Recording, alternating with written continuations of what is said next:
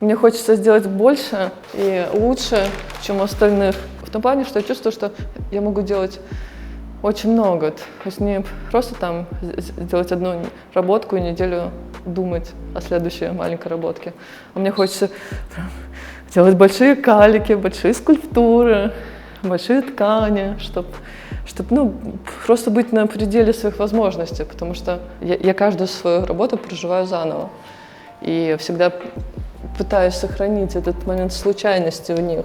Коллекционирую фразы, услышанные в разговорах, там, например, в моих разговорах в основном с кем-то, или там иногда на улице услышала фразы, кто-то их разговаривал. И я их коллекционирую и в блокнотике записываю, а потом беру эту фразу, продиктовываю на диктофон на компьютере, получаю звуковую волну и перерисовываю их вот с такой вот линеечкой, с пером и тушью на большие кальки. Именно тот вот фрагмент, который соответствует определенной фразе. Я всегда работаю над несколькими их работами, просто потому что идея, она должна отстояться. Даже если я, например, покупаю художественные материалы, я сначала не понимала, что происходит, а потом обратила внимание, что, например, если я куплю рулон кальки, то он стабильно отлежится в мастерской год, и только после этого, там, через год, я с ним что-то сделаю.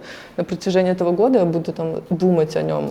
И как раз-таки такие кропотливые техники, они позволяют мне, например, я сейчас черчу, а у меня думана еще одна скульптура, вид травления. И вот в этой технологии я отключаюсь, а мысли улетают о новой скульптуре, и это классная концентрация.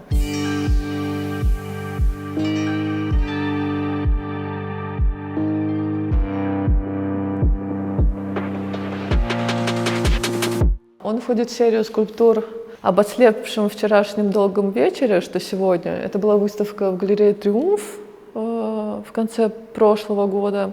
И в нее входили вот эти вот еще черные скульптуры. Они, знаете, напоминают таких оловянных солдатиков, которые вот стояли на круглых основаниях. И мне запомнилось это с детства. У меня двоюродного брата было много оловянных солдатиков. И вот он делал целые поля. И я решила тоже сделать много таких для себя героев, это уже не солдатики, которых я могу передвигать по помещению. Потому что и эта возможность передвигать по помещению была всегда для меня очень важной. Потому что я училась в Академии Штиглица на отделении художественной обработки металла, и там нас учили делать скульптуру, которая всегда стоит на пьедестале. Вот она вот, она для меня всегда была суперэлитарная. То есть это скульптура из бронзы или там в дешевом варианте из гипса. Ты ставишь на пьедестал, и вот она стоит. И мне всегда хотелось скульптуру вывести более в личное пространство. Она для меня всегда была живой. И я придерживалась такой концепции, как скульптурная инсталляция. Все свои скульптуры, что я делаю, будь то вот эта серия, где присутствует заяц, да, это такие герои с определенным соизмеримым друг к другу масштабом, которые могут в разных помещениях там, расстанавливаться там, в какую-то историю.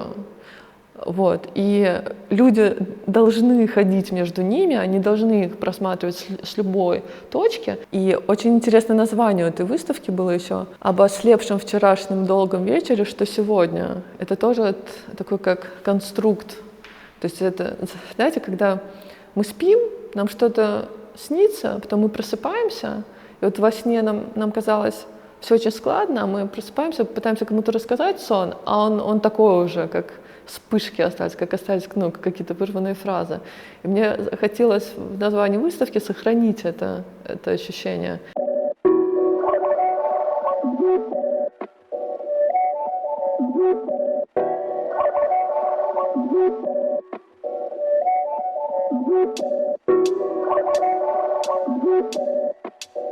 Лестницы. Лестница — это Название скульптурного проекта «Пойди туда, не знай куда, и сделай то, не знаю что». Это была выставка «Знаки препинания» в Доме культуры ГЭС. Они о поломках, о том, что такое жить со своей личной поломкой. Отправной точкой для меня лично была моя история с заиканием. О том, что вот эта вот как бы неисправность в моем организме физически существует, и мне как-то надо с ней жить дальше. Лестница, она вот полностью отражает мою эту теорию, что вот она сломалась, вот ее перекорючило, и она не расправится снова там в удобную строительную стремянку, да, или еще во что-то. И надо научиться это так жить, ее вот использовать и ходить вот именно вот по этим перекладинам. Они сделаны из трубы, из нержавеющей стали и из медной трубы, сварены определенным припоем, сваркой аргоновой, там специально используются припои. Это такие не очень совместимые материалы, но вот мне понравилась эта идея, что ты совмещаешь разные сложные материалы и учишь их жить вместе. Вот этот припой, он как бы как такое связующее звено. И они легкие, как бы они прочные, они выдержат, там, если, например, я на них залезу, но если там их уронить с 4-го этажа, то, естественно, там, как бы, они помнутся. Вот. И они стоят снова на полу, как любые мои скульптуры. Их можно там перевернуть на какую-то другую сторону. Вот мне больше всего понравилось на этой стороне. Прототипом для этих скульптур был воздушный змей. Он сейчас представлен на групповой выставке в галерее Анна Нова. Там была тоже история. Она называется «Милый, по-моему, наш воздушный змей упал» или еще что-то. Там тоже он сварен из медной трубы и из нержавеющей стали.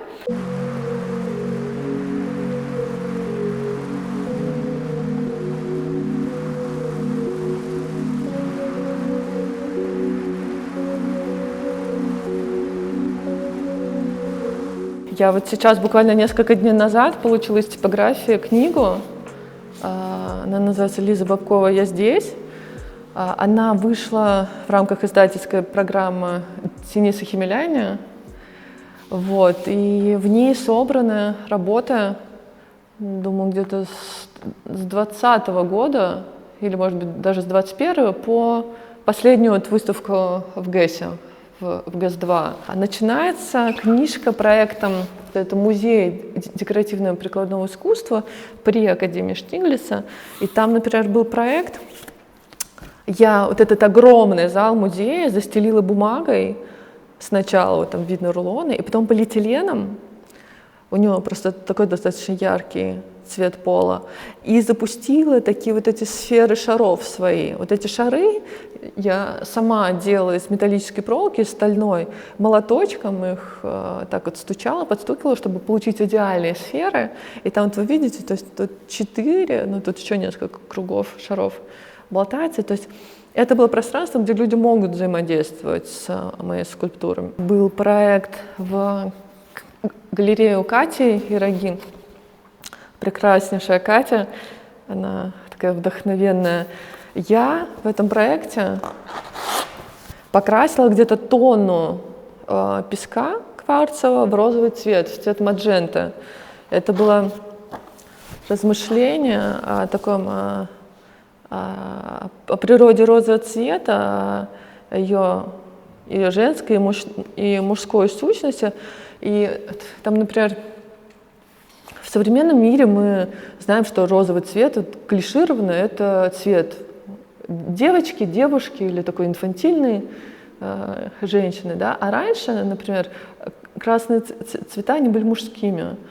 И там было целое исследование провела про волновые измерения цвета мадженты, и это была большая для меня такая значимая работа. Это инсталляция «Период колебаний». Ее первоначальный эдишн был на винзаводе в 2016 году в проекте «Старт». Это 90 алюминиевых прутков. Это выставка в Вене, Австрия, курсалон. Куратором выступил Марк Оливье Валер, знаменитейший куратор, историк и директор Женевского художественно-исторического музея. Это 90 алюминиевых прутков, которые просто прислонены к стене. Ничего больше, никакого клея, ничего. И идея в том, что если коллекционер приобретает эти 90 прутков, они инсталируются у него дома или там где-то в музее мной, никем другим, а после моей смерти он получает 3 лекала, инструкцию, как их инсталлировать, и его наследники через 500 лет должны поменять это на, например, там, на бронзовые прутки или на какой-то аналогичный материал. В процессе создания работы, особенно вот скульптур, графика для меня эксперимент всегда, это так легко идет. Скульптура, я очень много сил в них вкладываю. Я пытаюсь каждый раз делать все от меня зависящее и все возможное, чтобы эта скульптура получилась. То, как я задумала, какой-то необычный, интересный. И когда я завершаю и вижу на выставке, то тут скорее срабатывает то, что мне нравится труд, который я приложила для ее исполнения. То есть, вот, скорее всего, вот это для меня оправдывает эту скульптуру. То есть она мне так, знаете, близка, как вот, не знаю, мне кажется, как мама смотрит на своих детей. Это было видео в карьере, это перформанс, документация перформанса, где я кричу. Я здесь! Ничего! Не бойся! Вот это вот действительно одна из любимых моих работ, любимейших. Это было первое видео, которое я делала вообще. Несколько лет назад я спросила у своих подписчиков в соцсетях сначала, кто хотел бы написать мне письмо, и это вылилось в один проект. А потом, там, спустя год, я спросила, кто хотел бы получить от меня письмо. То есть это вроде бы, знаете, так снижает уже ответственность с зрителя, да? И мне откликнулось 73 человека. Я написала все 73 письма людям. Единственным условием было, что я напишу им, если они пришлют мне видео прочтения этого письма. Я заслала 73 бумажных письма. Я проклеила языком каждый конверт. Откликнулось 27 человек из 73. Они прислали мне вот эти вот видео, вот где вот они читают. И это был очень мощный для меня проект.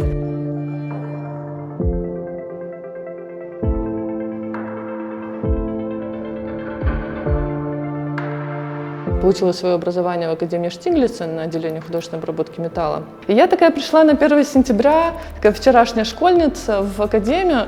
Я была в короткой белой юбке, в желтых босоножках с белыми носочками, в розовом свитере, в джемпере. И учителя в Академии Штиглица, все-таки на отделении металла, такие мужчины с бородами, такие, они такие посмотрели, и меня со счетов списали. Но в результате я доказала как бы себе в первую очередь и всем остальным, что твоя внешность — это твоя внешность. Вообще не давай никому судить о себе по каким-то, как я ранее сказала, клишированным моментам. И потом я делала такие огромные скульптуры в академии, что ни один мальчик не делал. Просто потому, что я получила определенные знания, как это сделать, и развила их. Преподаватель наш, он стал потом на дипломе моим дипломным руководителем и сказал мне: Лиза, я ошибался. Я никогда не уверена в себе, вообще никогда. То есть я все подвергаю критике внутри себя. Но мне настолько хочется сделать классную работу, хотя бы вот, чтобы я посчитала, что она классная, и какую-то смелую, что эта неуверенность во мне, она как-то перерождается вот в другое.